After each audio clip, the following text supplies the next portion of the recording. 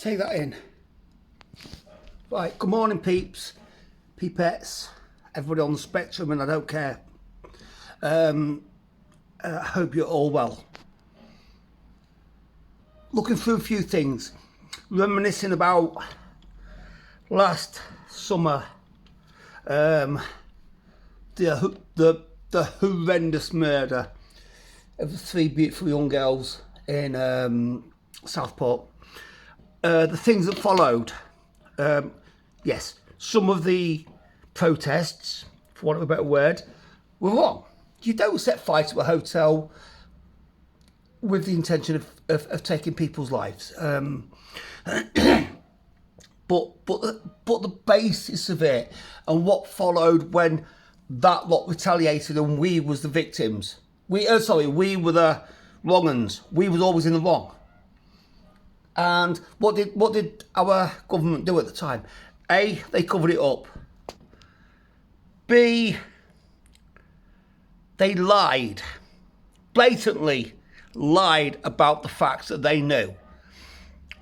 And C, they went after each and every one of us to the detriment of people like Peter Lynch, RIP, and Tommy Robinson, who's incarcerated for a civil offence. They went after people like us. They put 63-year-old grandmas in prison for dirty words on any particular social media platform or in conversation or whatever.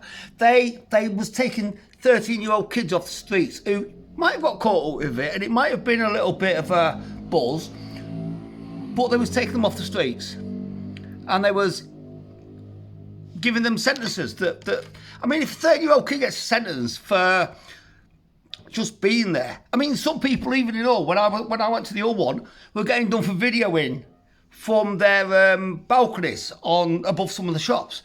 They was told that because they'd got certain footage, they was culpable.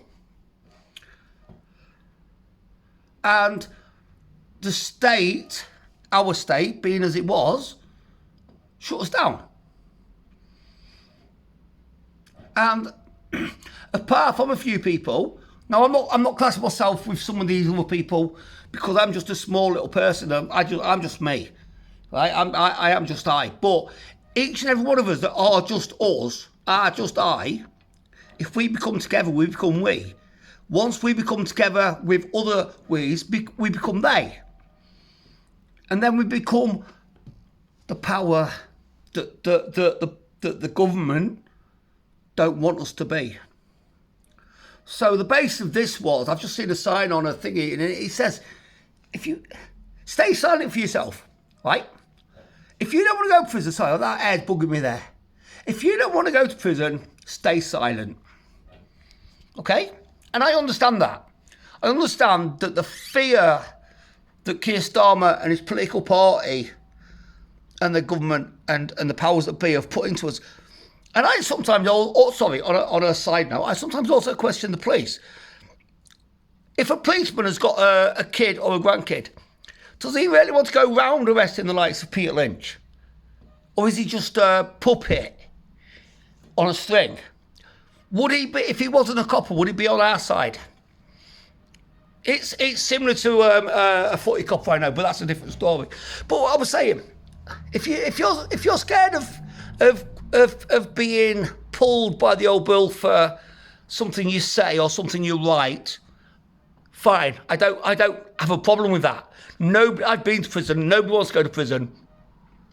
Nobody wants to go to prison, especially for words. But look at it this way. You go to prison, you get anything between 8 months and some have got up to 5 or 6 years. And you come out, you've got a kid or a grandkid. And in 20 years' time, when that grandkid can't have a bacon butty, can't have a beer, has to wear certain clothing, your granddaughter or your daughter has to cover her face. And she says, why? That's when you're going to look in the mirror. That's when you're going to look in the mirror and you're going to say to yourself, fuck, I should have done something. It's I was going to say it's as simple as that, but it's not simple. I understand it's not simple. But in 10 years' time, if we're not careful, we're going to have our little girls walking around in black burqas and hijabs. We're going to have our kids not being able to go to the pub for a pint, not going to be able to have a bacon butty. Probably won't even be a footy match or anything because it's not their thing. And they're going to ask us, what did you do when you were a kid, Dad? And you'll say, oh, used to be with mates, used to go to the pub, have a few beers, a bit of a snack, you know, probably did a bit of something dodgy, so on and so forth. And your kids or your grandkids are going to turn around and say, well, why can't I do that? And you're going to walk away from that room and you're going to look in the mirror and you're going to look at yourself. And I hope at that point you hate yourself. Because if you don't do nothing now, you won't be able to do anything then. It's too late. Like I say, stop the boats. Stop the Islamification of Britain. Stop the demographic change. Stop everything. Stop it now.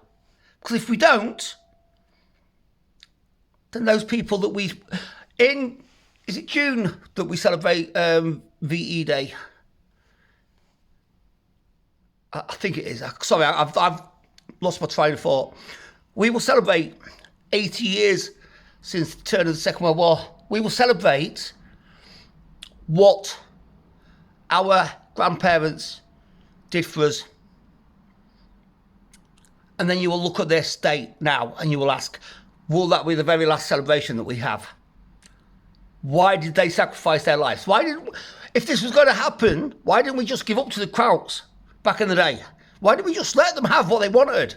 We lost grandparents, great-grandparents, families, uncles, brothers, sisters, mothers, daughters, sons. We lost people, British people. And like I say, if we don't act now, this might be the very last VE Day we get to celebrate. And like I said, your kids are going to ask you, why can't they have this? Well, they probably won't, because it probably won't even matter. And it's going to be down to you, it's going to be down to me, it's going to be down to the people around us that don't or won't fight for our country. With that said, as always, take care. Look after yourselves, look after your friends, your neighbours, your elders, your relatives. Look after your kids. Give your kids and your grandkids a country to grow up in, where they can be proud of what we've done, not ashamed. Look after yourselves. Take care, people. Peace.